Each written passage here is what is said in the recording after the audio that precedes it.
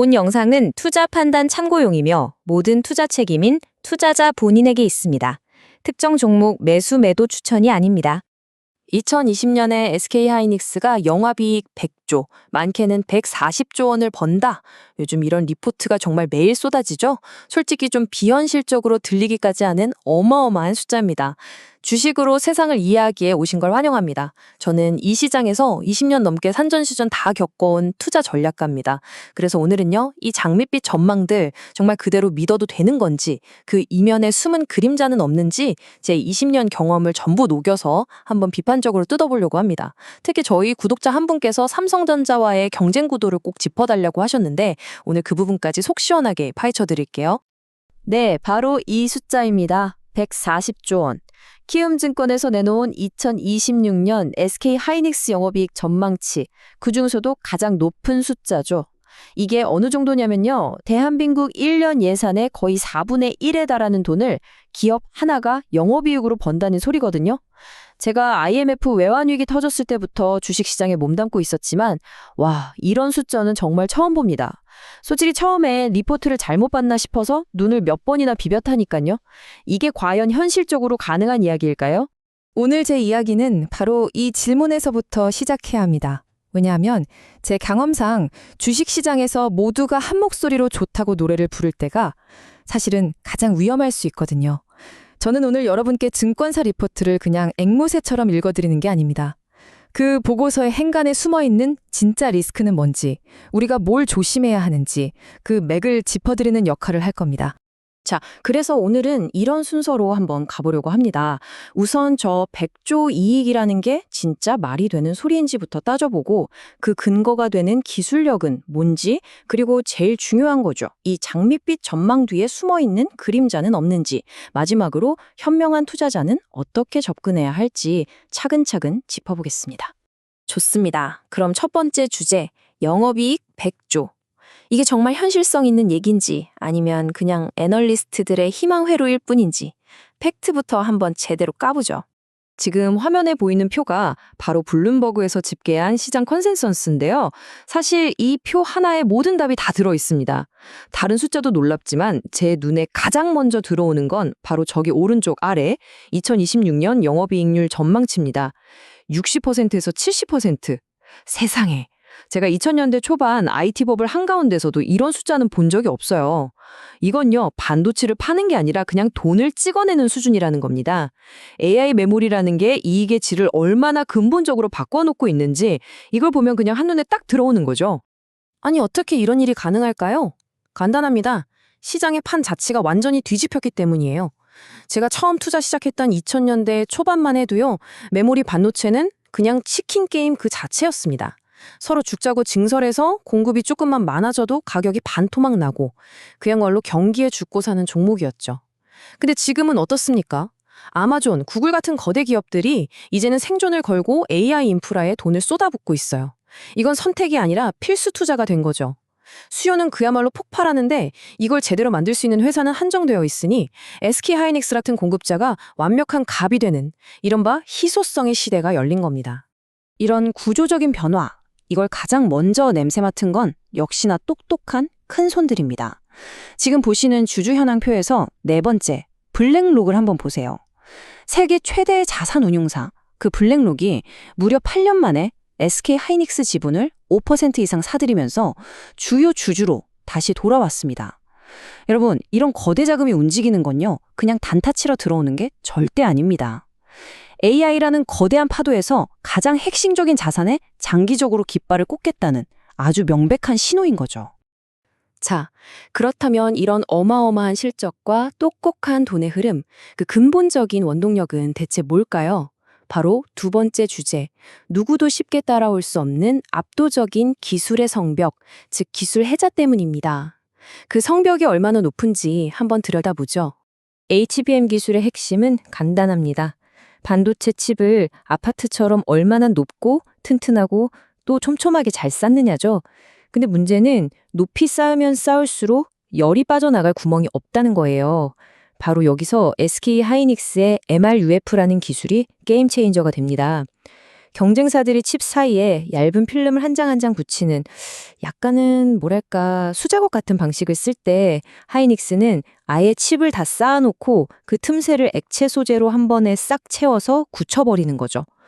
비유하자면 샌드위치를 만들 때 빵 한 장, 햄 한 장 이렇게 쌓는 것과 틀에다 재료를 다 넣고 한 번에 쫙 압축해서 만드는 것의 차이라고 할까요? 열이 빠져나가는 효율부터가 차원이 다릅니다. 결국 이게 수율, 즉 불량 없는 제품을 만들어내는 능력의 차이로 직견되는 거고요. 바로 이 독보적인 기술 덕분에 SK 하이닉스는 경쟁사들보다 한참 앞서서 16단, 그러니까 16층짜리 메모리 아파트를 짓는 시대를 열어젖힌 겁니다. 이게 왜 중요하냐면요. HBM 5세대로 가면 데이터가 다니는 길이 지금보다 2배로 넓어지거든요. 이 넓은 고속도로를 16층까지 안정적으로 쌓아 올린다는 건 정말 차원이 다른 기술력이에요. 그리고 가장 중요한 고객, 엔비디아의 다음 세대 칩 루빈이 바로 이 16단 HBM4를 콕 집어서 요구하고 있습니다. 결국 고객이 원하는 물건을 제때, 불량 없이 대량으로 만들어줄 수 있는 회사가 현재로서는 사실상 SK 하이닉스 뿐이라는 얘기죠. 이게 바로 워런 버핏이 입이 닳도록 말하는 경제적 해자의 완벽한 예시입니다. 그리고 이 기술의 성벽을 더 높고 단단하게 만드는 게 있습니다.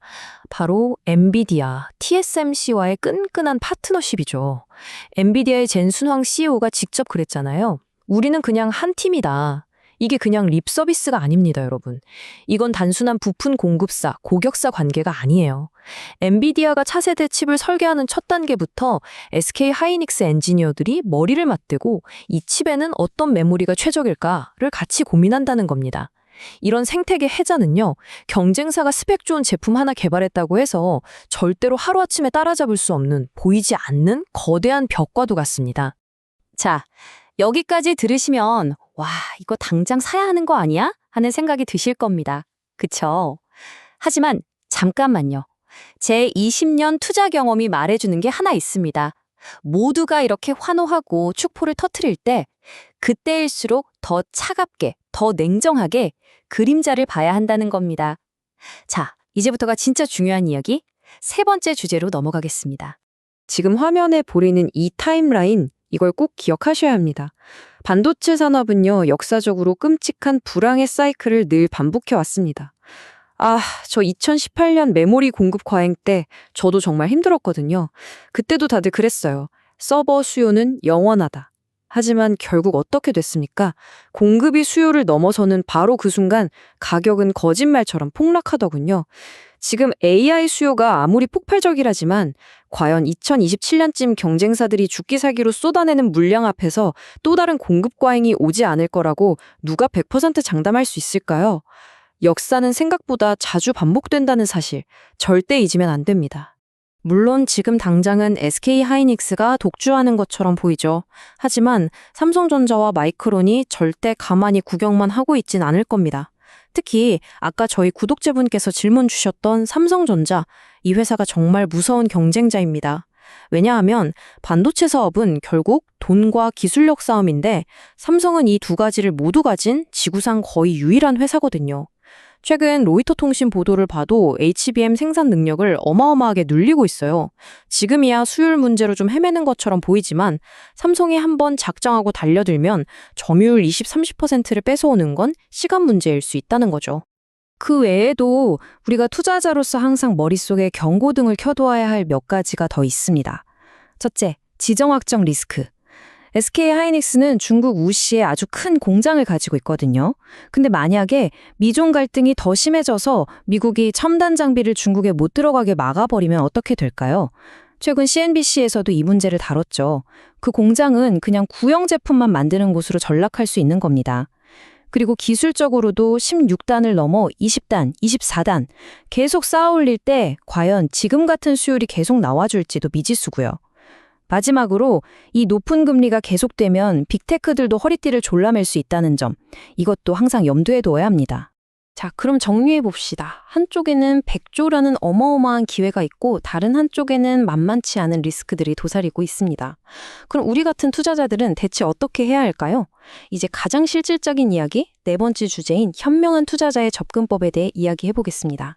우선 이 차트부터 한번 보시죠. KB증권 리포트를 기준으로 한 2026년 예상 PER, 그러니까 기업이 버는 돈에 비해 주가가 얼마나 비싼지를 나타내는 지표입니다. 경쟁사인 마이크론이 38배, AMD는 무려 77배의 평가를 받고 있는데 저기 왼쪽 막대 그래프를 보세요. SK하이닉스는 고작 5배 수준입니다. 이게 뭘 의미할까요? 한마디로 아직도 싸다는 겁니다.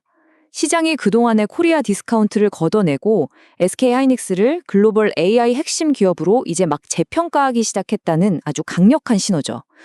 즉, 아직도 주가가 올라갈 룸이 충분히 남아있다고 해석할 수 있는 대목입니다. 그렇다고 해서 싸니까 지금 당장 전 재산을 다 넣어야겠다. 이건 절대 안 됩니다. 제가 20년 동안 피 같은 돈을 지키면서 얻은 원칙 3가지를 꼭 말씀드리고 싶어요. 첫째, 무조건 나눠서 사세요. 분할 매수. 둘째, 아무리 좋아 보여도 한 종목에 몰빵하는 건 도박입니다. 포트폴리오 관리는 기본 중에 기본이죠. 그리고 마지막 3번째, 이건 정말 별표 5개짜리입니다. 매일 아침 뉴스를 보실 때 삼성전자, 엔비디아, HBM 최종 품질 테스트 통과라는 헤드라인이 뜨는 날, 바로 그날이 이 독조 시대의 첫 번째 균열 신호가 될 수 있다는 점을 반드시 기억하세요. 그 뉴스를 가장 먼저 확인하셔야 합니다. 결국 이 모든 전략은 여러분이 어떤 투자자인지에 달려 있습니다. 스스로에게 한번 질문을 던져보세요. 나는 매일같이 오르는 주가를 보면서 나만 소외되는 거 아니야? 하는 초조함, 이른바 포모 때문에 뇌동 매매를 하는 추격 매수자인가?